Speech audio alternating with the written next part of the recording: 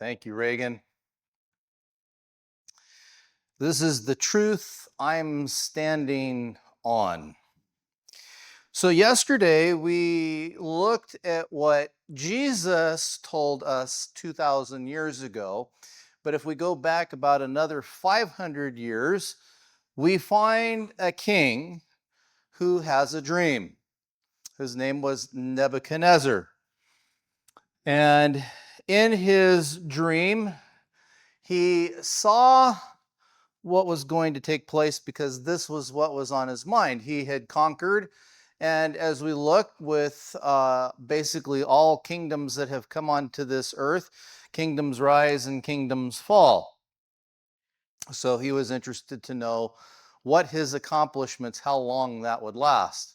And as we look this evening about a dream about tomorrow, we can look and we can see that in Daniel chapter 2, that we have a clicker that's being problematic. There we go. And as he had this dream, the story tells us he didn't remember what the dream was, and that he was going to kill all the wise men in Babylon because they were supposed to be able to know what dreams were so that they could interpret what was being said. And so Daniel was one of these wise men, but he was kind of brand new to this position. And so he asked when it came that this command to kill all the wise men, he says, "Why is this so rushed?" And he said, "Well, tell Nebuchadnezzar that I can tell him what the dream is." And as we look at this and we see, Daniel is very clear. He says here, there is a God in heaven who reveals secrets, and he has made known to King Nebuchadnezzar what will be in the latter days. Your dream and the visions of your head upon your bed were these.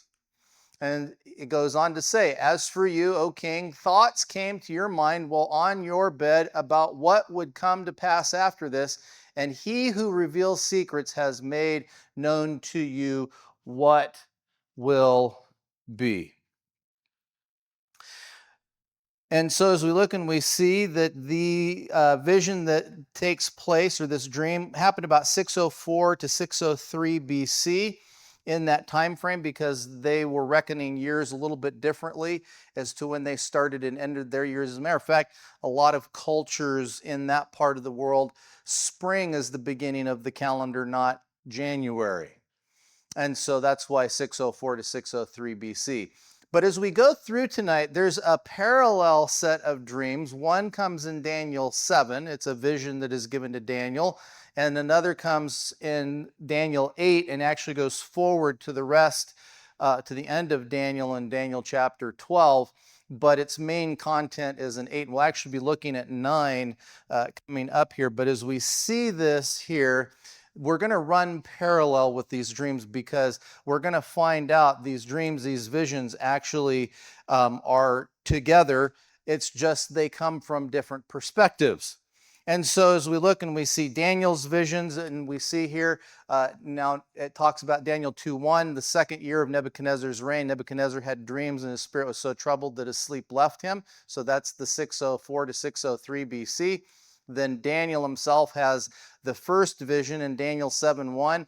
The first year of Belshazzar, king of Babylon, Daniel had a dream and visions on his head while in his bed, and he wrote these down, telling the main facts. So he highlights what's important. And then in Daniel 8:1, in the third year of the reign of King Belshazzar, a vision appeared to me, to Daniel, after the one appeared to me at first. And so we look at 553 to 552 BC for the first vision, and then 551 to 550 BC for the second vision of Daniel. Now, Nebuchadnezzar's dream was of a metal statue. Daniel sees beasts in chapter 7, and in chapter 8 he sees sacrificial animals of the sanctuary.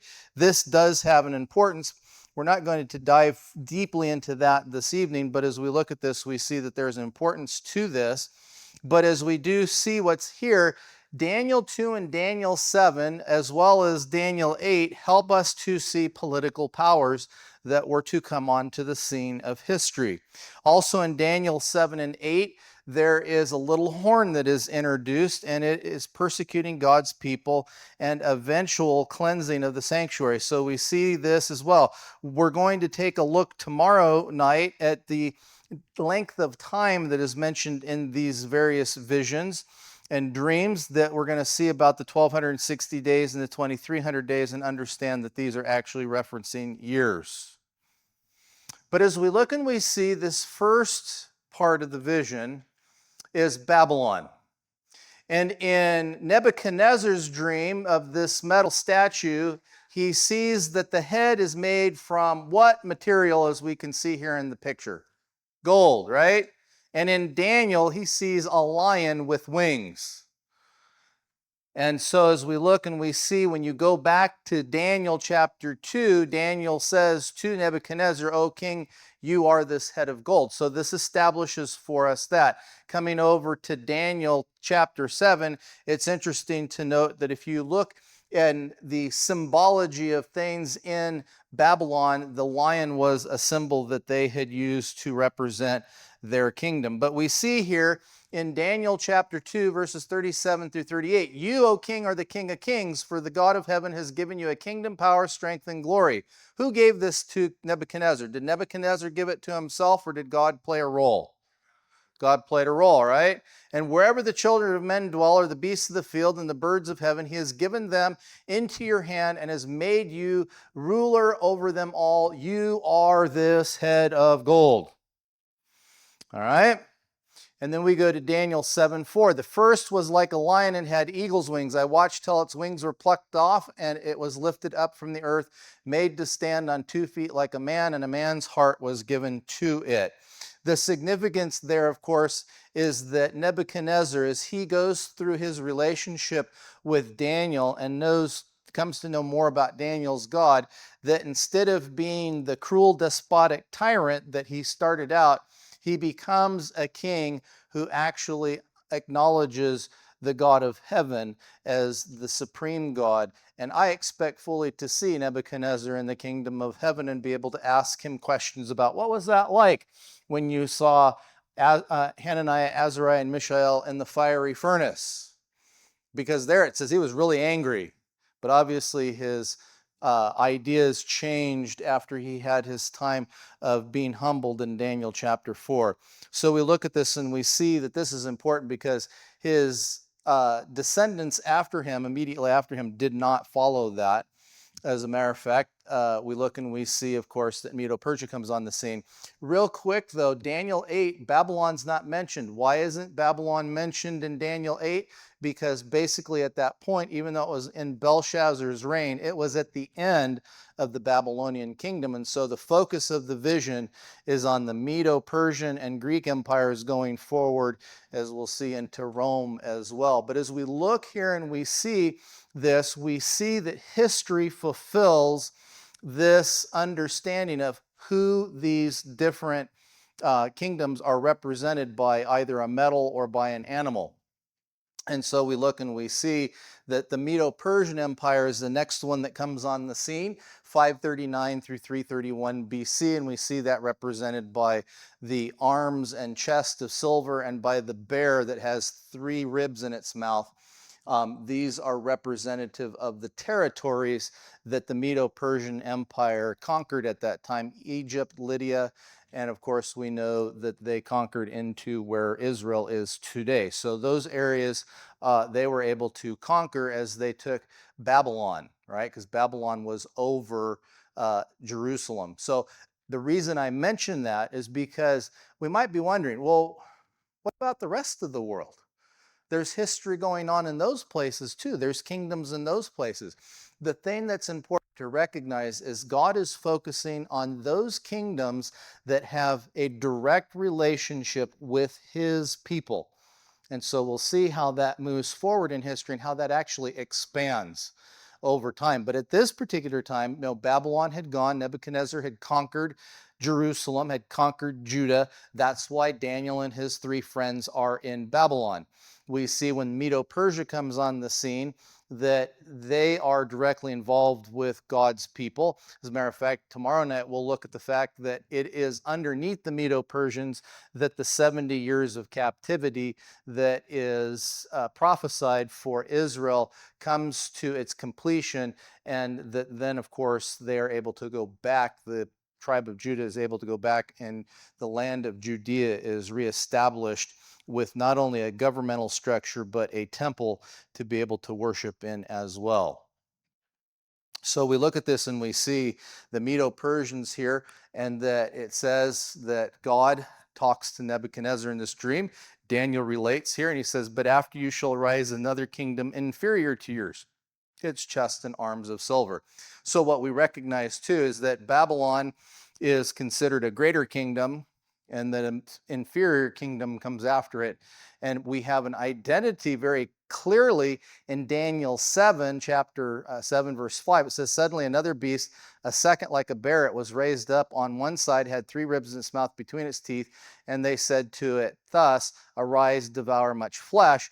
And we see it mentioned in Daniel 8:20 that the ram that's represented there, which you saw having the 2 horns, they are the kings of Media and Persia. This, of course, fits the historical record that we have that shows it was Babylon, then Medo-Persia. And God even tells Daniel in Daniel 8, hey, the Medo-Persians are going to be this kingdom that comes after the Babylonians. So all of this is fitting within history as we see this here. All right, and then we look and we see here that the Medo-Persians have conquered underneath of Cyrus the Great. Now, it's important to recognize that 100 years before Cyrus is even born, God foretold about Cyrus and even how he's going to conquer the Babylonians. In Isaiah 45:1, it says, "Thus says the Lord to his anointed, to Cyrus, whose right hand I have held to subdue nations before him, and loose the armor of kings, to open before him the double doors, so that the gates will not be shut." So when we read in Daniel chapter 5, and there's this feast that Belshazzar is having, and he is basically mocking the God of Israel, that he's got the cups and the other elements from the temple, and he's having a party with these things because the Medo-Persians are sitting outside, and he's like, oh, well, we're safe in this city. We've got water. We've got food. Go ahead. Try to see if you can outlast us. Well, the thing is that the Medo-Persians were busy diverting the river that went through the city, and they did that. And the thing is because there was all of this partying and reveling, they had not closed the gates to the canal that went underneath of the city, went through the city. Those had been left open. So once the channel was dry, the Medo-Persian troops had an easy time just walking right into the city and coming in and taking the city and killing Belshazzar. And so we look and we see, not only was the person identified, Cyrus, but how he was going to do it, God foretold how that was to be done 100 years before it happened. Does God have history in his hands? Yes. Does that mean that God knows the beginning to the end? Yes, it does. So as we look at this amazing prophecy and we see that God is in control, that Cyrus would conquer Babylon, and therefore fulfilled this with Daniel 5. But the Medo-Persians don't last. There's another kingdom that comes onto the scene, and that kingdom is Greece. And we see this represented by the thighs, the waist of bronze, and the 4-headed leopard with 4 wings. Now, there's a reason why it's got 4 heads. It's also something that in Daniel 8, we see this goat that has one big horn, and it goes all the way across the earth, and it hits the ram, and that big horn breaks, and 4 come up in there, and there's a reason for that. We'll look at that here in a second. But it again is showing us God is in control of things. So we see Greece. And so to Nebuchadnezzar, he says, another 3rd kingdom of bronze, which shall rule over all the earth, its belly and thighs of bronze. So we see the location on there, on the statue. We also see what it's made of, bronze. Is bronze better in quality than silver or gold? If I had a pound of gold and a pound of silver and a pound of bronze, which one would you want the most? Gold, right? Which one would you want the second most? Silver. Which one would you want the least? Bronze. Okay. Doesn't mean that bronze doesn't have value. It's just not as valuable as the other two. So it's inferior. Well, we also see this with animals, right? After I looked, there was another, like a leopard, which had on its back 4 wings of a bird. The beast also had 4 heads, and dominion was given to it. So God gives power to the Greeks.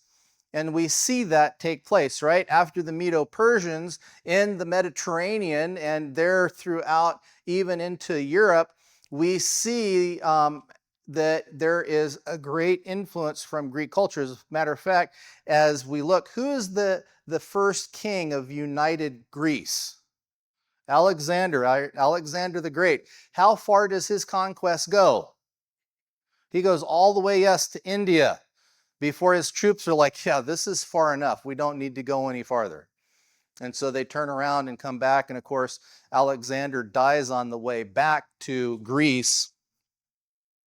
And as that happens, it's something that still, though, the Greeks, that Greek power, it doesn't end, right? Even up into the time of Jesus, the language that's being used to basically kind of communicate ideas is Greek, right? The New Testament is written in what language? Greek, right? There's a reason for that, because that's the language that was being used to communicate. The governmental language was what language? Anybody know?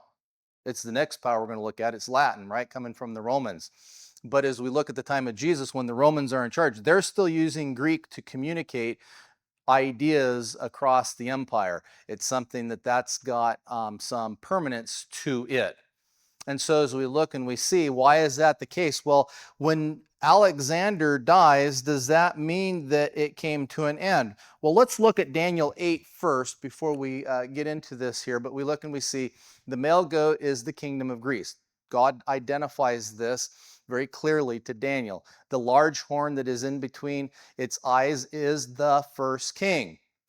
As for the broken horn and the 4 that stood up in its place, 4 kingdoms shall arise out of that nation, but not with its power. I.e., they don't have the same power that Alexander had. They don't have the same gravitas that Alexander had. And it's interesting, those actually boil down to 2 as we go forward in history. But at this time, that the main generals of Alexander that take over his empire and divide it into 4 main portions are Lysimachus, we have Seleucid, and we have Ptolemy, and we have, and it just jumped out of my head, I apologize, Lysimachus, Seleucid, Ptolemy. Anybody want to help me with the other one? I can't remember if it's on there or not. It will come to me. And it's funny because it's like I always remember these, but tonight for some reason that 4th one just has jumped out of my head.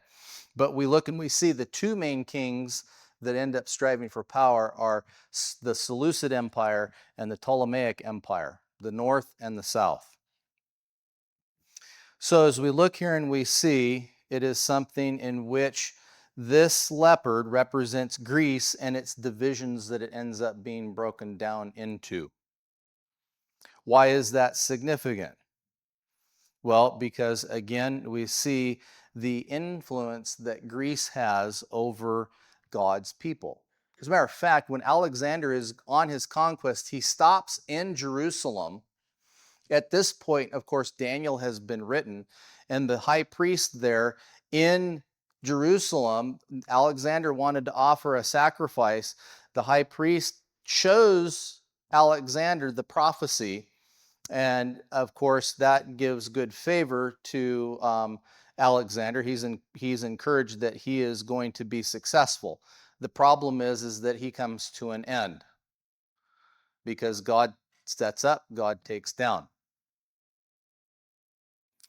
So as we see this here, we look at these 4 horns. We see that it's Greece. We see it's the divisions of Greece.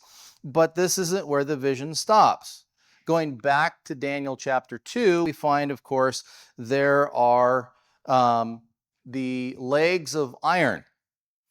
Then in Daniel 7, we see it is a nondescript beast. It's one that's terrible. But the thing is that as we look at that, it's something that we often depict that as a dragon. And it had teeth like iron, and it stamped underneath of its feet all of the residue. It was breaking apart what was going on. It was different from all of the rest of the kingdoms that had come before. And so as we look at this and we see to Nebuchadnezzar, it says, the fourth kingdom shall be as strong as iron. And that as we see those, that it's as strong as iron, it is just as much as iron breaks in pieces and shatters everything, that this will be like iron crushing. The kingdom will break in pieces and crush all the others. So again, now, if I'm fighting, and as I'm there and I'm fighting, do you want to fight with a gold sword? Would you like to have a gold sword to have for its value? Yeah, so it's worth much when it comes to its value, but it's not worth a whole lot if you're fighting a battle. Why not? Soft. But what about iron? Real strong. What's stronger than iron? Bronze, or what's stronger, bronze or iron? Iron, right? But the thing is that what costs more, bronze or iron? Bronze. All right. So we see that there's a value that's there. So we're seeing a degradation in the value, but we're seeing a gaining in the strength that these nations have. And so as we look at this and we see this, it is something in which, in understanding what's taking place, that we are able to understand that God has this well detailed and is giving the example for this. Now in Daniel chapter 7, we read, of course, that it states here that I saw in night visions, behold, a fourth beast, dreadful and terrible, exceedingly strong. It had huge iron teeth. It was devouring, breaking in pieces, and trampling the residue with its feet. It was different from all the beasts that were before it. And often we understand that residue that is there as representing a remnant. That during this time period that there is a remnant that the Roman power persecutes. So as we see this here and we look at this, we find that in Daniel 8, this is not specifically mentioned, the Roman power, but it is implied during this prophecy, and we're going to get into more of that as we get to the end of our lesson tonight. But coming back, are we done with the image? No, right? The statue still has more. And so we find divided Rome. And now we'll get into a little bit about where we can find, of course, this represented in 7. So in 2, we see feet that are made from iron and clay. So we have something that has strength, but is it as strong as iron? No, it has iron in it, which is strong, but is this amalgamation of clay and iron something that you would want to fight with? No, it's constantly at war with itself. And so as we look at that and we see divided Rome going from 476 AD until today, we see that this is very true, especially as we will understand it to represent the divisions in what was the Roman Empire in Europe. But in Daniel 7, we see a little horn pops up, and it has a face like a man and a mouth like a man, and so it speaks blasphemous things. But let's look at this text and see. Whereas you saw the feet and toes partly of potter's clay and partly of iron, the kingdom shall be divided, yet the strength of the iron shall be in it, just as you saw the iron mixed with ceramic clay. All right? Going on. And as the toes of the feet were partly of iron and partly of clay, so the kingdom shall be partly strong and partly fragile.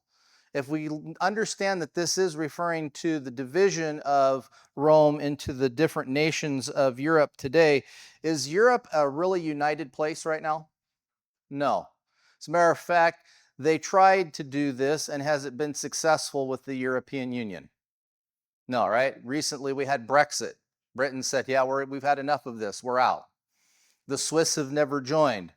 right? They've stayed neutral. They've never joined this. And there's arguing and bickering between all of these different nations in Europe.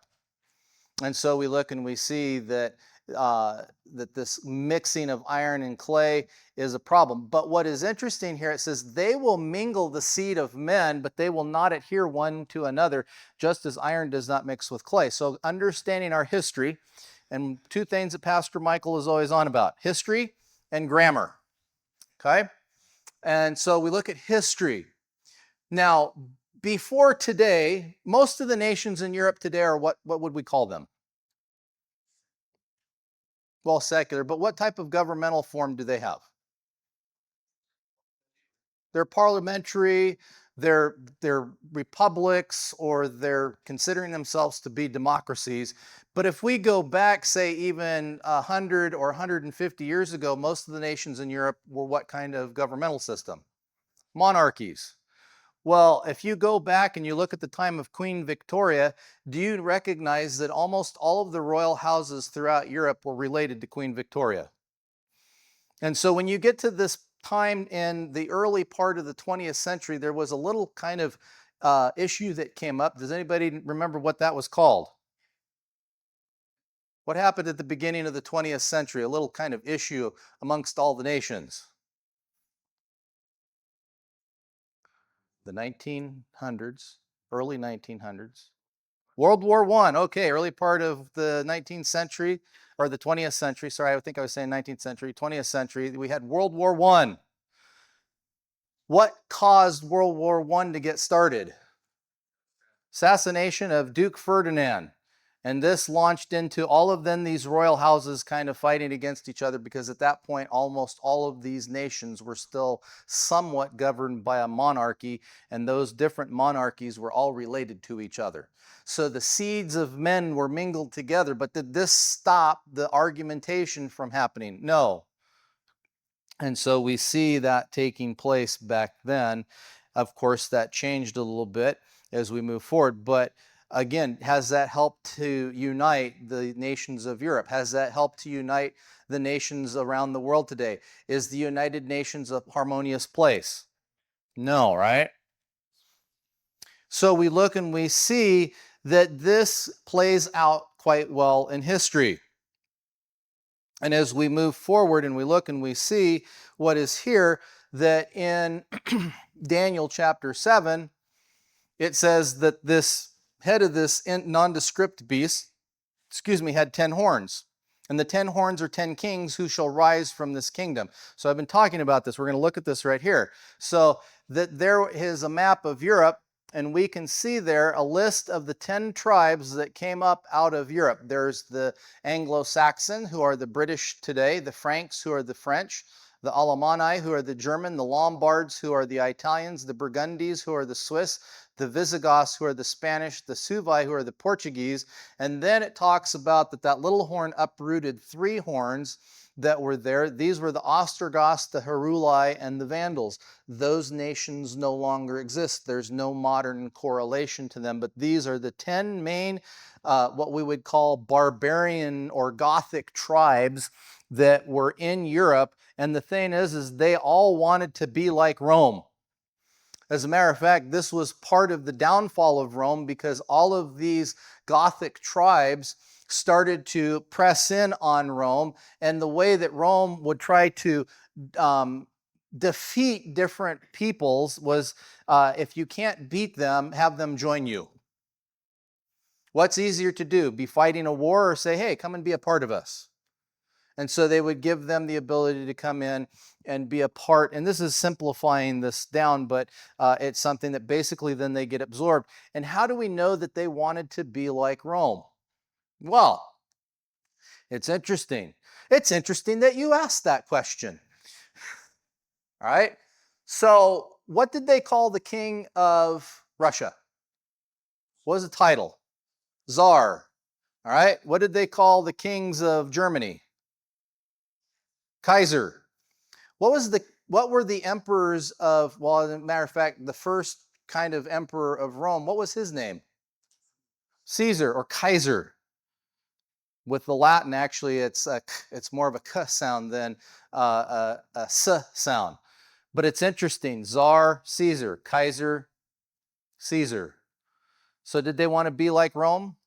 Oh yeah, they wanted to be like Rome. As a matter of fact, for all of us who are speaking English today or some European language, Rome, Latin has influenced our language today. English has a lot of Latin root words in it. If you know how to speak German, you'll find out that German has a very Latin structure to its grammar. And so as we look and we see, there has been an immense influence of all of these nations borrowing from Rome. Even if you look at our government today in the United States, we borrowed that from what part of the Roman Empire? Well, actually, it wasn't the Roman Empire at that point, the form of government we're borrowing. What type of government are we here in the US? A republic, right? A constitutional republic. We took from the Republican phase. We're not a democracy. We're a republic, a constitutional representative republic.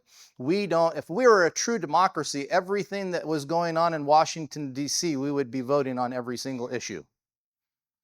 But we have representatives, and therefore, as we look and we see today, that's the type of Roman government that we have absorbed here in the United States.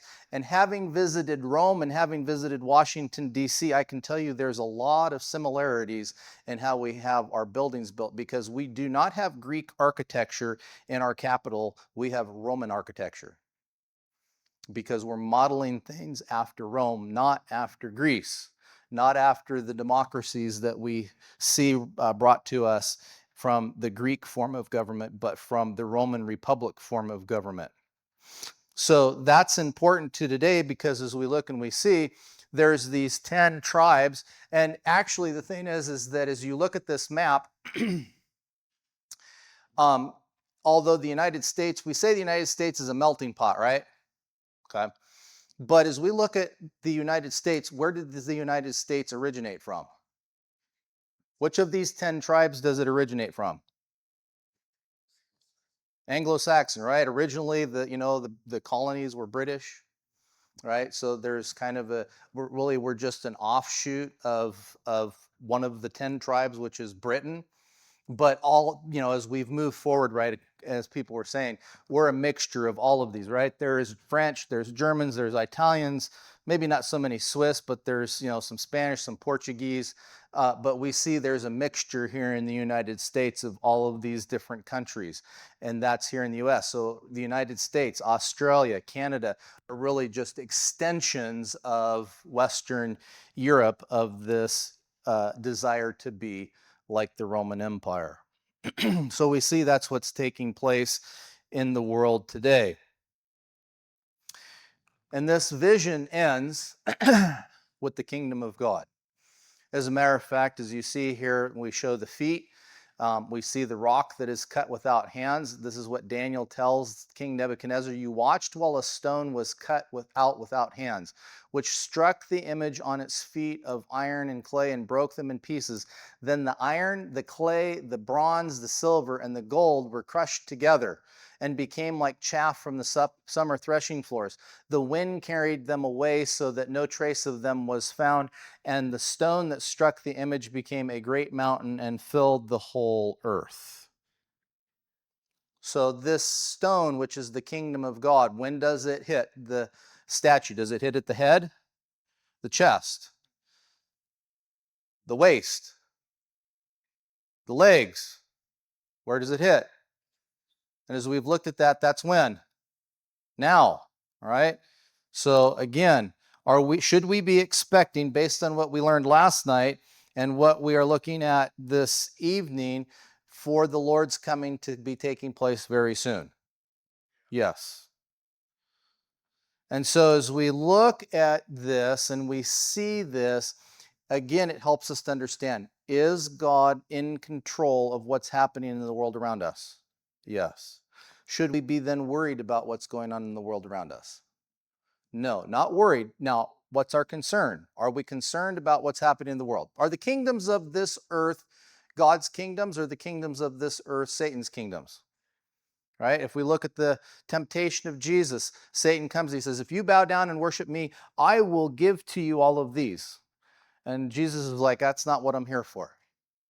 I'm here for people because I have a kingdom that I'm going to establish. It's going to be one that rectifies the problem of sin. So as we look at this and we see what's transpiring, it's something that God's saying, hey, all these kingdoms of the world, I'm not interested in the kingdoms of the world. I'm interested in the people that are there. So as we look at that, we don't have to be worried about what's going on. Is it ideal to see what's going on? No. Should we be concerned about what's happening with people because of what's going on? Yes, we should.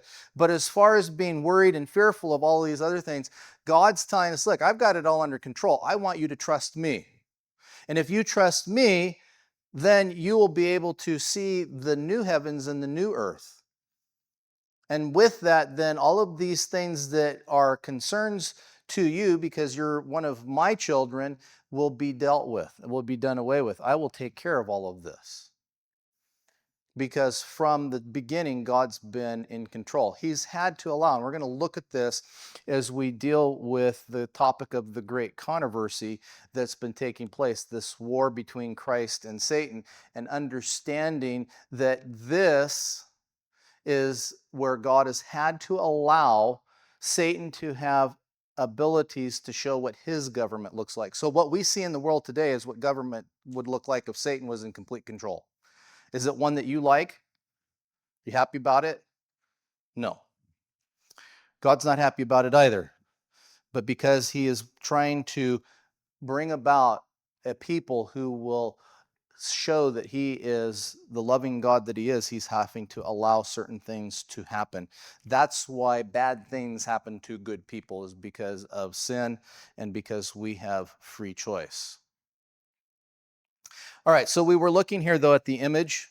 And before we get too far with that, we want to look here at what Daniel 7 says. So Daniel 7:27 says, then the kingdom and dominion and the greatness of the kingdoms under the whole heaven shall be given to the people, the saints of the Most High. His kingdom is an everlasting kingdom, and all dominions shall serve and obey him. So this is talking about the same period of time as that great stone in Daniel chapter 2. What's going to happen? God gives the kingdom to the saints, right? In Daniel 8:25, talking about this Roman power that exists today, even still, he shall be broken without human means, i.e., who does the work of breaking this kingdom that we see currently here on the earth? It's God, right? Without human means, that means without our intervention. So it's important to recognize as we see all of this that God is laying out these things, and he has done this how many years ago? This wasn't yesterday, right? This wasn't 100 years ago, right? This goes back about 2,500 years.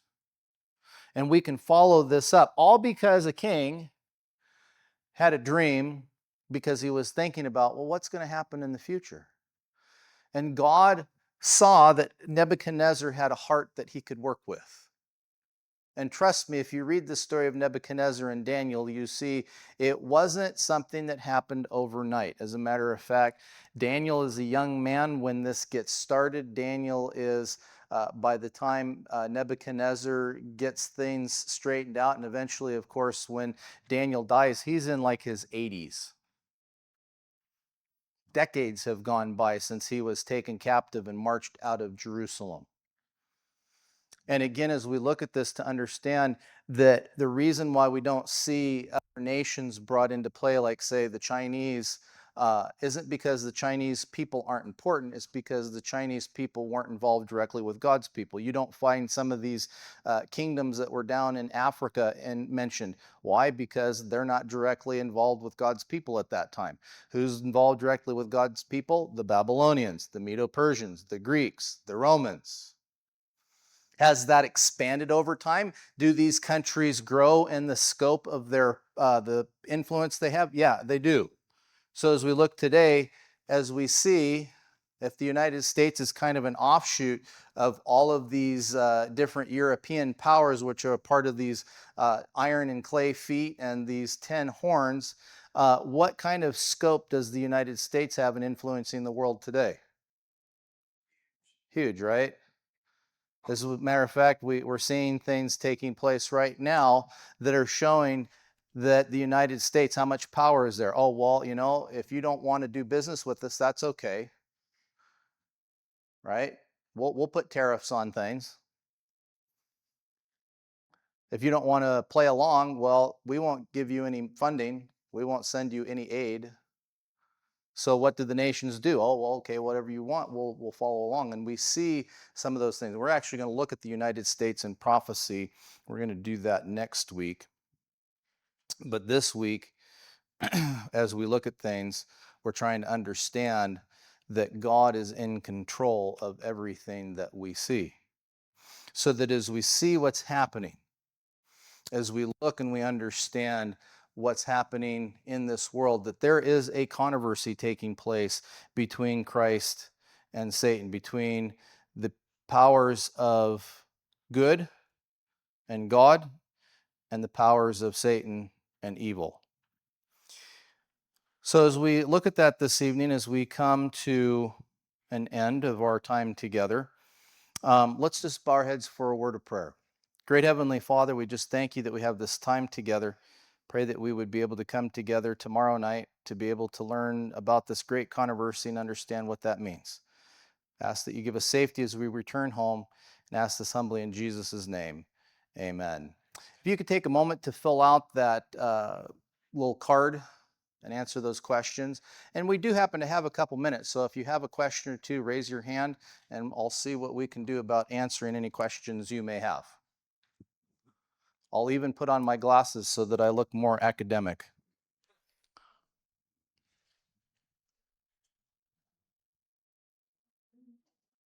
All right, well, Elizabeth. Yes, thank you. As you said that, it's like, yeah, that was the one. Lysimachus, Cassander, Ptolemy, and Seleucid were the four main generals that came out of the Greek Empire. And they fashioned their four kingdoms. And of course, then the thing is the Seleucid Empire becomes the king of the north in Daniel chapter 11, and the Ptolemaic Empire becomes the king of the south. And those morph over time to today till we see some things there. I'm not going to go real deep into it right now, but the king of the north and the king of the south are powers that are still fighting today. We see it actually taking place all around us. We just aren't maybe always aware that that's what those are actually known as King of the North and King of the South. So thank you. Yes, Cassander. Any others? Is that helpful? Good. I'm glad that was helpful. And so do notice that it says there are some places where there's not a direct correlation between all three, but as you look at that, you can see between Daniel 2, 7, and 8 that there's enough correlation for us to understand that those chapters actually are dealing with the same empires. And again, when you reach Daniel 8, why isn't Babylon mentioned? Well, because Babylon was not really a factor at that point. That's why also Revelation, when you get to Revelation, do you find that that John is being told about Babylon? Is he being told about Medo-Persia? Is he being told about Greece? Why is he only being told about Rome? Because that's his time period. Babylon, Medo-Persia, Greece had all passed off the stage of history. Rome was on the stage. And so John is actually a continuation of the book of Daniel, and it's an explanation of the end time events related to that Roman power, which we saw from Daniel 2 and Daniel 7. That continues until the end of time, right? There's an influence of Rome all the way down into the feet, all the way through those horns, that little horn, and that God's people are involved with that as well. So God's people continue to be involved. There is the modern powers that get their origins from the Roman Empire, and there's a continuation through all of that. And so John opens up those things. So I'm glad that that's beneficial, Steve. Anybody else? Yes, Jeff. Okay, yes.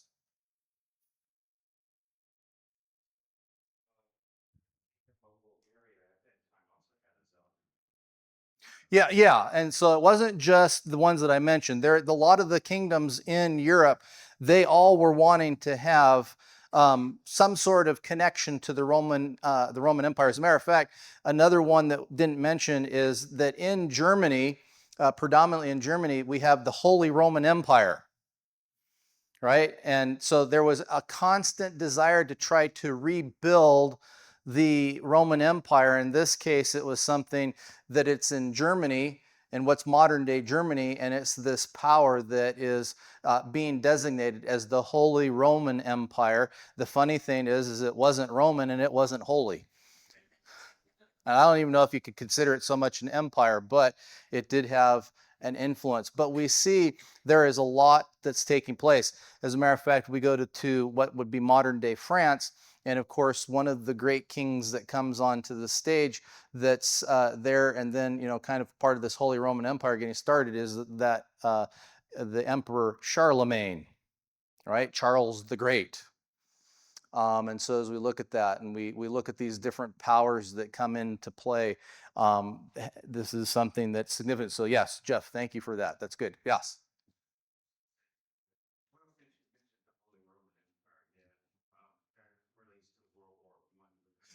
It it does.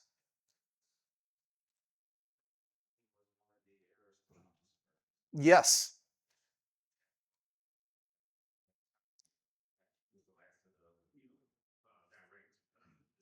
Exactly, you're correct. And so the thing is that we could go into all of that history, but our series would take about 5 months.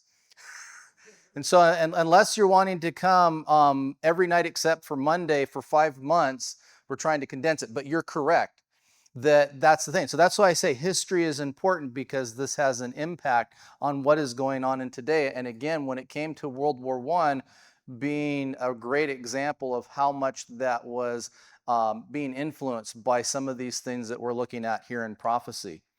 So very good. Thank you, Jeff. I appreciate that. Any others this evening? Yes, Matthew.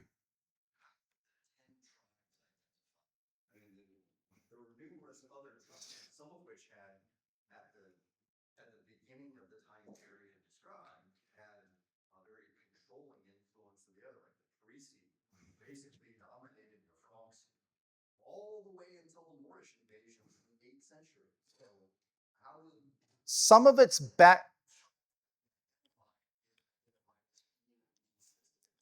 So to the victor go the spoils, right? So kind of where are we at today? So we kind of backtrack and look and say, yes, you may have the Parisi, but as you move through time, they kind of become either a part of, they're absorbed and then lose that identity, or it's something that they, basically are straight out defeated by some of these other powers as you move forward. And so who's left? Because again, like even going back to those four generals of Alexander with the four that we mentioned, again, the two dominant ones that come out of that are then Seleucus and Ptolemy. But it's interesting, those weren't the only generals that Alexander had. He had other generals besides just those four, but those four end up out on top. And of those four, those two. And so as we look at that and we see, that's how we're looking at that, is to say, okay, as we trace things through history, we find that this is where we end up at. And so that's how it's kind of looked at. Because if you do go back and look at the list that the interpreters of these prophecies and trying to understand things, they do change over time. When you're in, some of the lists actually say that one of the tribes would have been the Greeks, because we look at the southern part of Italy, and the Greeks were very influential in that southern part of Italy. But in today, that list doesn't include the Greeks. So yes, that's a good question and a good point, because there are, but it's like I said, at the end of the day, the victors write the history, and it kind of then shows that the reason that that's the case is because at the end of the day, they end up out on top.